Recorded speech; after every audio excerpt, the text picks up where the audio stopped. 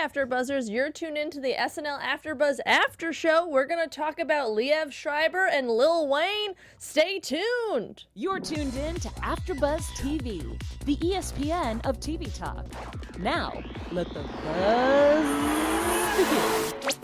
Booty kings Hey. in the building, so the girls gon' shake shorties. Booty kings. Booty. We should have been in this video.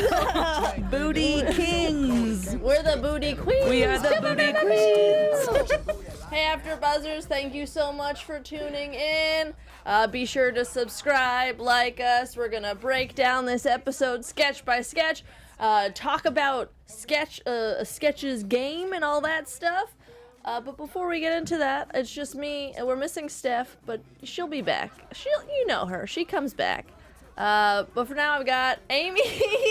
She always comes back. I'm Amy Maestri. You're stuck with me. Yeah. And Kelly McInerney. That's me. Liev Schreiber, Lil Wayne. What were you thinking walking into this show? I was thinking, okay. I wasn't really sure. Like, I mean, he jokes about it in the monologue too, that, you know, he's not quite known for comedy. I'm not sure what else he's doing other than Ray Donovan right now, so I wasn't sure if he was promoting anything, and then he didn't mention anything. So, yeah. You know, I didn't have the highest of hopes for this episode, but the writing was actually really great in it. So I think that's why it was good, because they're like, let's just throw in somebody that doesn't have huge hype right now, so we can play with stuff, so we can have fun. Get a little loose. Yeah. I think that's what they did, and I think it worked, and it was honestly one of my favorites to watch in a while. There were a lot of weird things, and a lot of like, oh, okay, but for the most part, pretty fun stuff. Agreed. Starting off super fun with that cold open. Yes. One last hurrah. Yeah. Of our favorite little possum. Well, first of all, let's start off with the fact that Steph is not here because she was busy meeting Kate McKinnon. Yeah, in New York. We don't know how, why, what. We know Kate smells normal. Yeah, that was really our only conversation today. Is she texted us that she got to meet Kate today, and me and Kelly, of course, responded in all caps. Yeah. Asking how, what, when, why, what did she smell like? Mm-hmm. And Steph's response was, it was brief but spectacular. She looked like a natural goddess and smelt of greatness. Yeah, and I'm sure we're going to hear more about it next Sunday. Yes, so stay tuned for that. Get a recap from Steph. If we're not good Queen. enough to keep watching, just know you're going to get a cool Kate McKinnon story next week. Oh, man, I am jealous. Same. Yeah, but this Jeff Sessions one, what a fun way to go out. Yeah. Right? What'd you think of it? I loved it. Like, you knew going into this week it was going to be a little swan song for that little possum. Yeah. Or as Kate called it, little stinker. I'm going to still be a little stinker. I think it's whenever they focus on one thing in the cold open, and they don't try to include the entire week of news, when they just have that one thing, it's when they succeed in it. Yeah. And I just absolutely love the mix of like silly, like possum humor. Never thought I'd say that. Mixed in with like real actual political point of view humor. Mixed in with just like different guests coming in. Like it was such a good balance of everything, I felt like. Like, I think their problem is they just think they want to add everything, and they can. Like in this, they stuck to one topic, but they still had like a little character parade. You can do that. Just let's not throw in all these storylines, you know? I'm just singing Adele. I love the dick joke about prison. Oh God, yeah. It's always great when we get to see the Trump brothers outside of the update desk.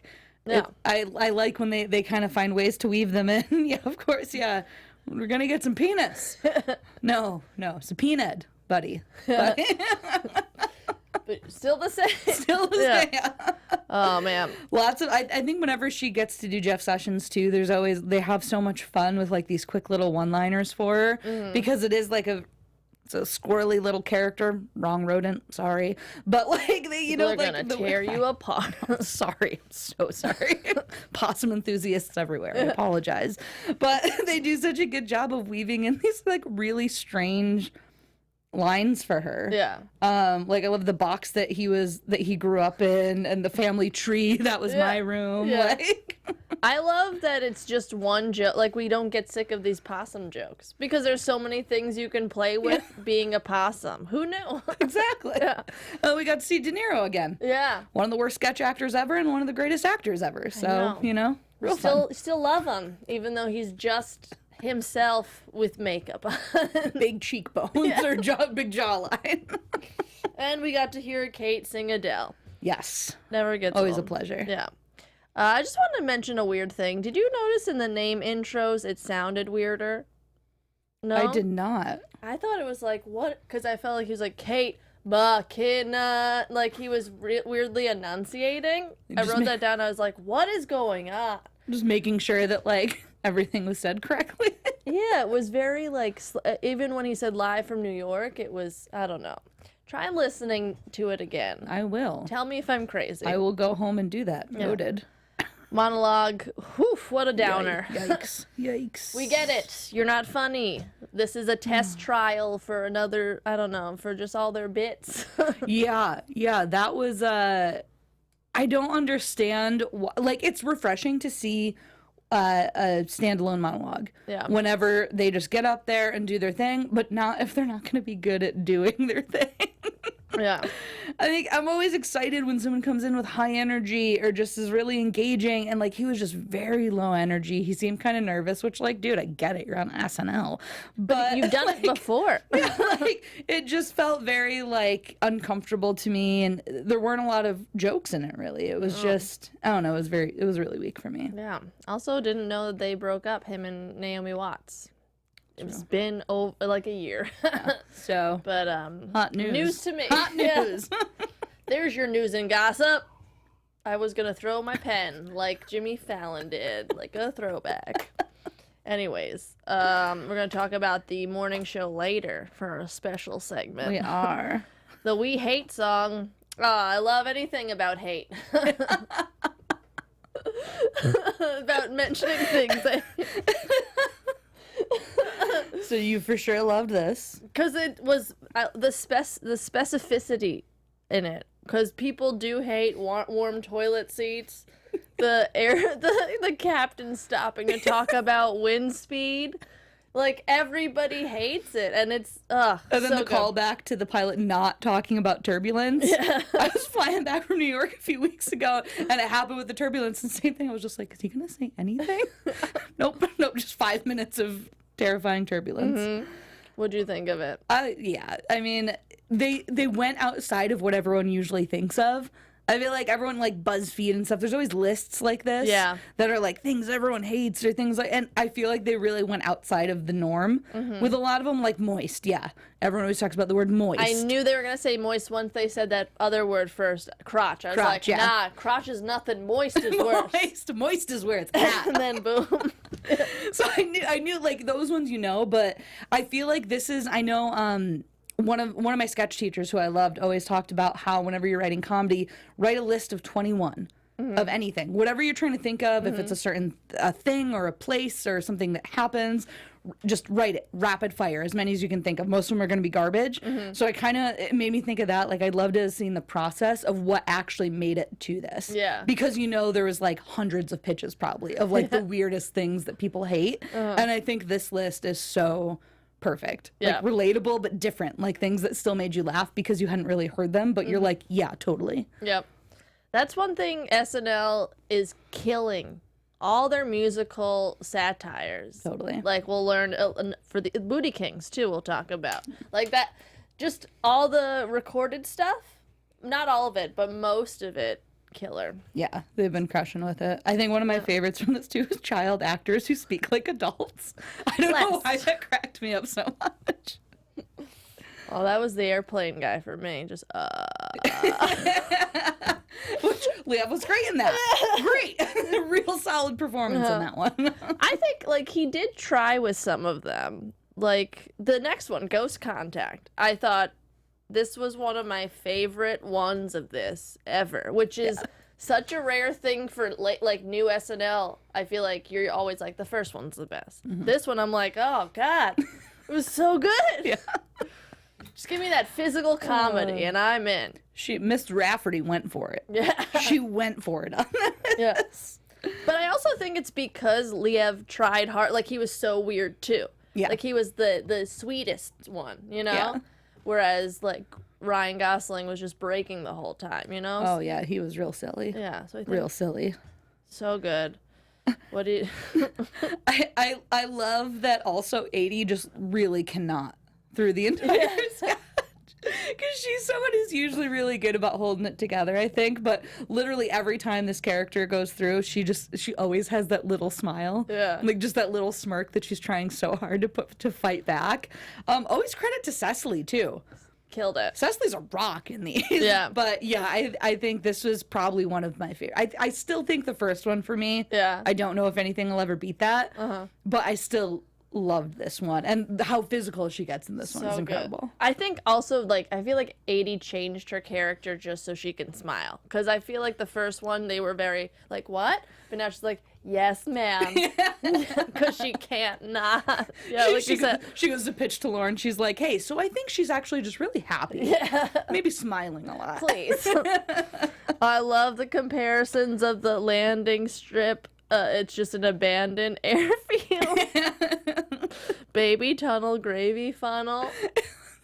God, so good. I love that it started with such a simple thing because at the first time that she did it, it was always coot coot. Yeah. I'm a coot coot hanging out. And I was like, nothing can ever beat that, ever. Yeah. And then every single time, again, like the list of 21 things, I think like when they're pitching the different things to like use for those expressions, like what are some of the things that are left on the writer's room table? Yeah. So true. Oh, so good. And then he was good too because he was like, it was magical, like watching Honey, I Shrunk the Kids for the first. I don't know.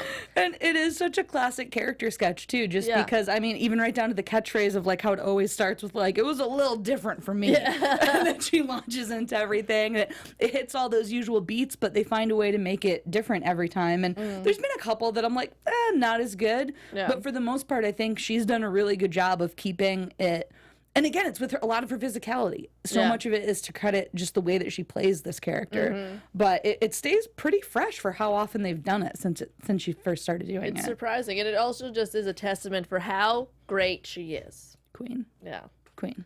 Booty King. Speaking of queens. Segue! Oh, boy. We apologize. Sorry, this probably sounds terrible. Just listening in your car, just loudly screaming Booty Kings. You're welcome. It's all your fault. Why are you listening to us while you're driving? We're unpredictable. Be smarter. I don't know. Anyways, no, thank you for listening. Please subscribe. Rate us and review us. Yes. Tweet at us. We'll shout you out. All that fun stuff. Booty Kings, what a fun one too. I like Kenan in this one.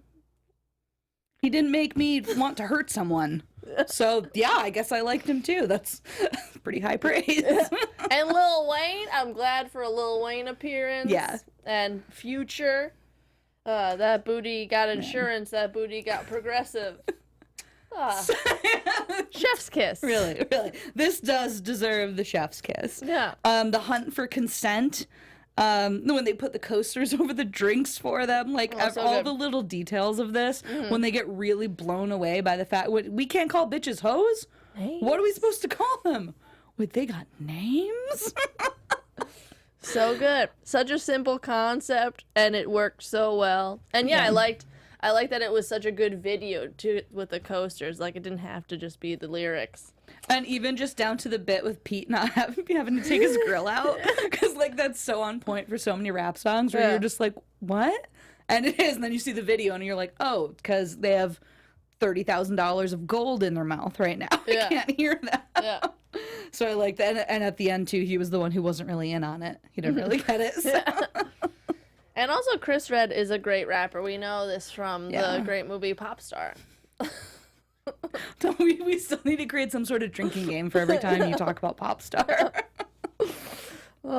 It's great. But yeah, he's crushing it. Yeah, he's awesome. He's so good. Speaking of another great rapper, Lil Wayne was next. Pretty fun. This is where Steph would probably talk a lot.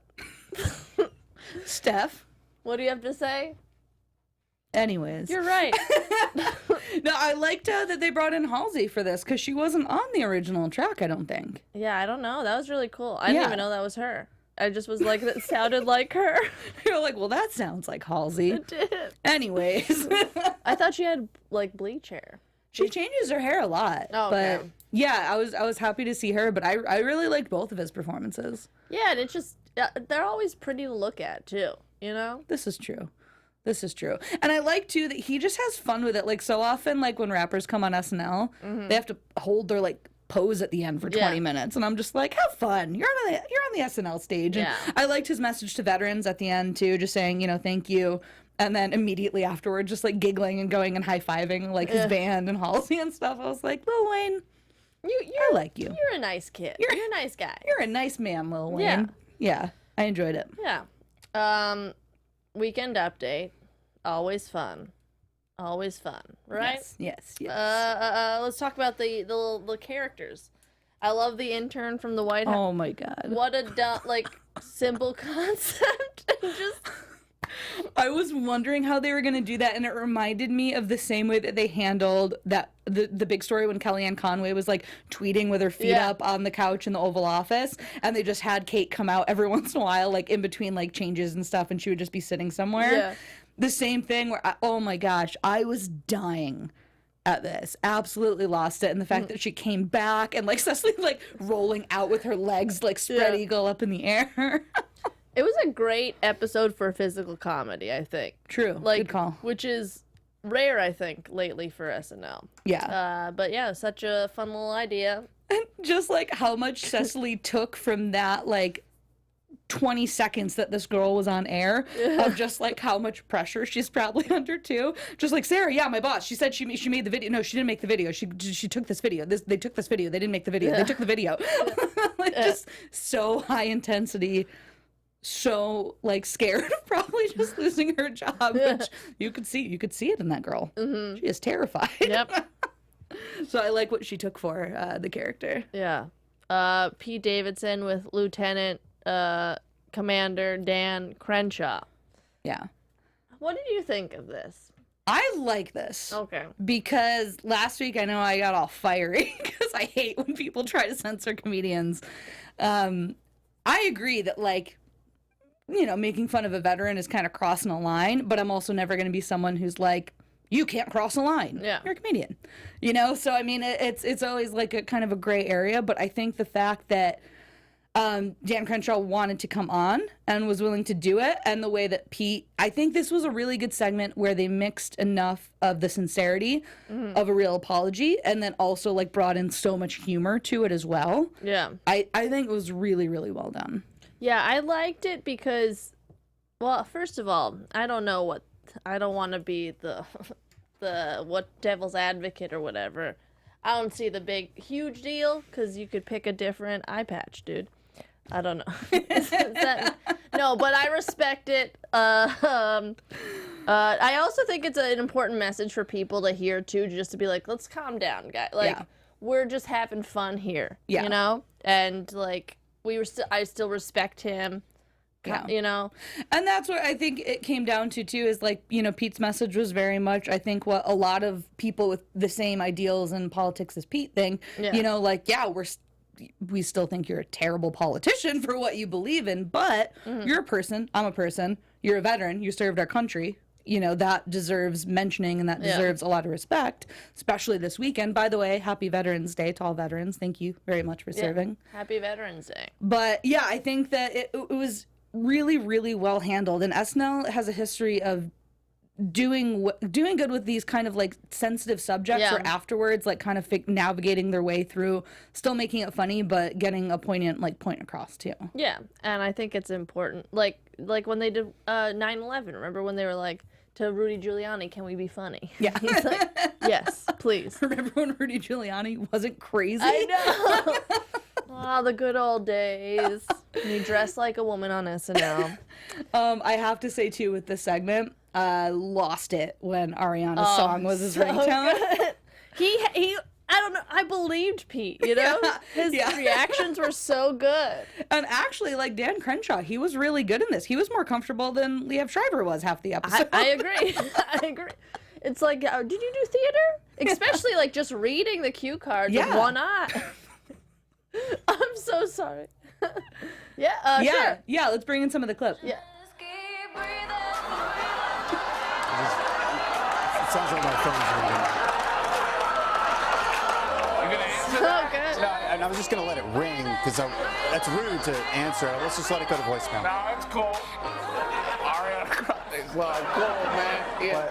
Oh, do you know her? All right, so It seemed unplanned. But it was, like, it definitely was, but so good. Yeah, I think from beginning to end, they nailed it with that. And I'd be interested to hear a lot of Pete's critics, what they thought of that. Because I know, of course, they had an outcry of he must do this and he must do that. Yeah. You know, and now obviously, like, Dan Crenshaw, like, he was a great sport about it. I saw him interviewed on CNN and a couple different things, you know, where he was like, yeah, I think it was crossing a line, but I'm not going to demand an apology. I'm not, you know, like, he was big about it, which I can appreciate.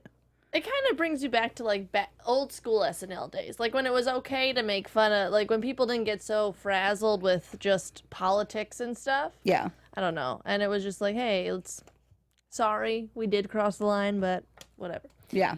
Good stuff. Did you have any fun update jokes that you liked? I liked Ruth Bader Ginsburg coming back, like the UFC featherweight with the featherweight belt. I really liked the Stacey Abrams is like her against Brian Kemp is like beating LeBron at home and he's also the ref, and I was like, God, their analogies are always so on point. Yeah, so good. Next sketch, the Potties. I thought this was a good concept, but then it was like, okay, you don't have any plans. Correct. Also, what a terrible Marc Maron impression. He's not hard. He's not hard to do. Right? Get it together. What did you think? No, yeah. Is it just me, or was the sketch like 30 minutes long? Oh, too? dude, I thought that too. Oh, man. Like when you're presenting, when you're doing an award show bit like this, you can't have so long of a lead-in and then the clip and then do multiple segments of it. Like, you have to do one beat of that and then go into something like a segment of like someone else coming up and receiving a Lifetime Achievement Award, or, you know, like something to break it up. Yeah. It literally felt like the Oscars where, you know, like hour 4, you're like, wow. Yeah. Well, the two people gave 2 award things. 2, not like what's her, Cecily and the other guy. Yeah. And Liev, the host. The other guy. Just the host. Yeah. I don't know. It was just, and no ending. Just like, oh, Keenan's here. We gotta cut it. Yeah. Yeah. Literally no ending. Yeah. At all. I think it's funny because there's a lot of truth to it of like what a lot of podcasts sound like, and like the different, like I liked the idea of their segues from like a really like deep subject or something into like advertisements. Like, it was great concept, but it was just too long and way too long. I think if they found a different format, like a different vehicle for this, it would have been a lot funnier, but it lost me after like a minute. Same. House Hunters. This kind of reminded me of like 90s SNL parody commercials, you know? Yeah.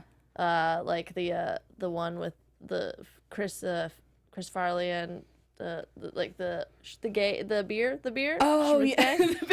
I don't know why. Just like the weird off, like, oh, okay, that's what you're picking. Yeah. Because how it went from like A to Z with the weird things. What did you think? Yeah, agreed. I think it was a great example of escalation in a sketch because it started like weird but normal weird, like things that you see on those kinds of shows, and you're like, oh, that's funny. There's always that one thing about a house that's kind of weird that they don't want. Yeah. And then it gets to like Australian vampires, and you know, so toys on the ceiling, toilets on the ceiling. Yeah. So when you go from like normal to Australian vampires and toilets on the ceiling, like you've done escalation correctly. Yeah. And I think I liked Liev in this because he does have that like dry. A lot of times people who aren't great at comedy family, they do tend to be a better straight man in something. Yeah. And he was great in this, just kind of like that. He had like a weird presence to him in a way. And even on that Australian Vampire bit when they close, or no, when Pete is in the basement and he the man in closes the the cave. door, and just really slowly closes the door in front of him. Yeah. There was like a very strange presence to him in this that I appreciated. Yeah, and Leslie didn't break because it was recorded. Guaranteed she did. Yeah, it was really fun. Plenty of room for your sister to run around. Hidden. Oh my god, every time they cut to Heidi just running in the yard. And I also loved Hidden Valley Ranch. The packet? Oh yeah, it was creamy. There's a salad right next door. So weird. So fun and weird. The boys, I just called this sketch just a typical fun physical comedy sketch. I called it Weird Hose Family. I was like, I don't know what to put for that. I love the weird turn, how he was like, you're an accident.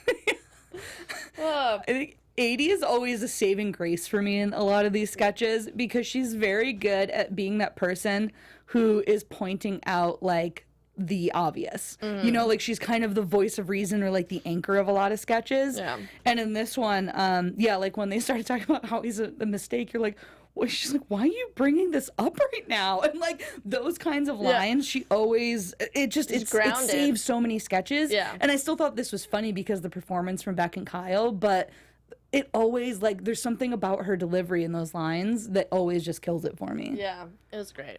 And just the commitment from everybody was super fun. And you know, too, because like we were saying, Yeah. like Cecily, I rarely ever see her break. And she was almost crying, trying to hold back tears, just watching Beck and Kyle do their thing.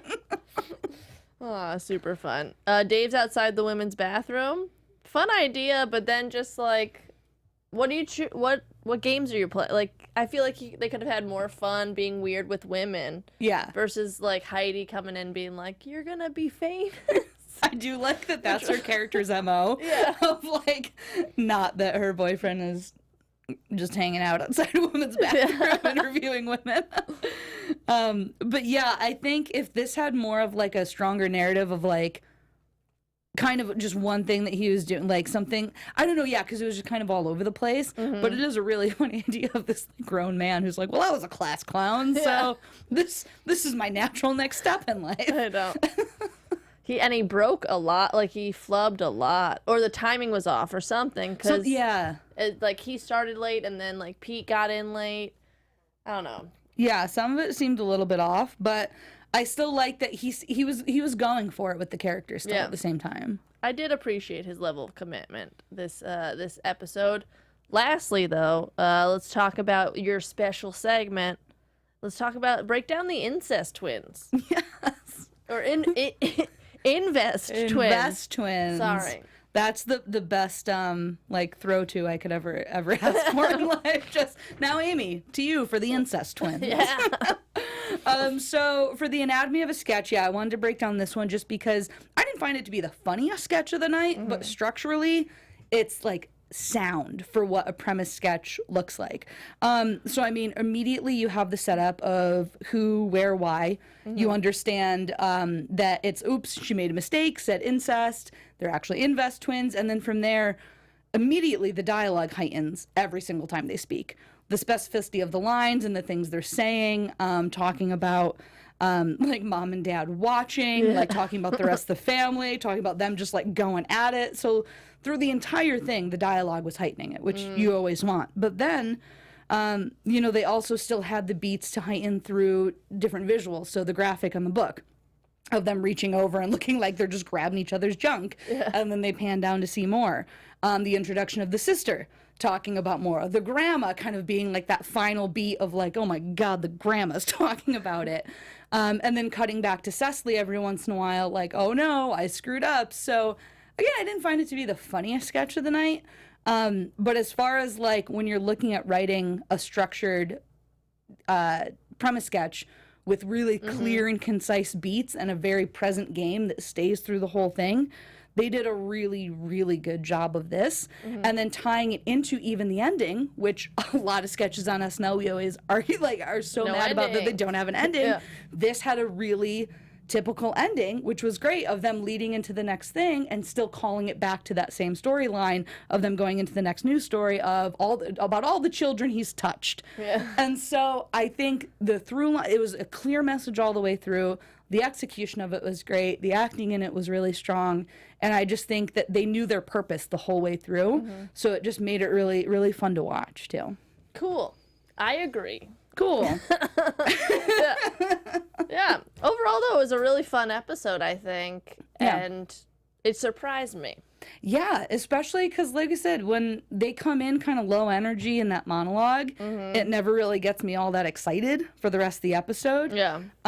But, man, the writers really came through on this one. Yeah. Good job. Keep it up. Hey, you guys. Keep up the good work. But next week it's going to be super fun. It's going to be Steve Carell, who's awesome, and Ella Mia. Don't know her. She's probably great. We're going to get to know her. Yeah. Yeah, we are. Excited for Steve Carell. Yeah, me too. He's great. And Steph will be back. But until then. Yes. Hey, Steph. Where can we find you on the internet? You can find... I don't remember her handle. Oh, Amy. I called you Steph. We just want Steph back so Oh, bad. but Steph, until we then- miss you. No, yeah. Sorry. Until then, Amy. Well, I feel very loved and appreciated. You I can know. find me. You can find me on Twitter and Instagram at Amy Maestri. And I'm Steph Sabra. No, shit, I did it again. I'm Kelly McInerney. You can find me on Twitter and Instagram at HollyWeirdo. Bye. Bye. Oh, God, I didn't even... Our founder, Kevin Undergaro, Phil Svitek, and me, Maria Menounos, would like to thank you for tuning in to AfterBuzz TV. Remember, we're not just the first, we're the biggest in the world, and we're the only destination for all your favorite TV shows. Whatever you crave, we've got it. So go to AfterBuzzTV.com and check out our lineup. Buzz you later. The views expressed herein are those of the hosts only and do not necessarily reflect the views of AfterBuzz TV or its owners or principals.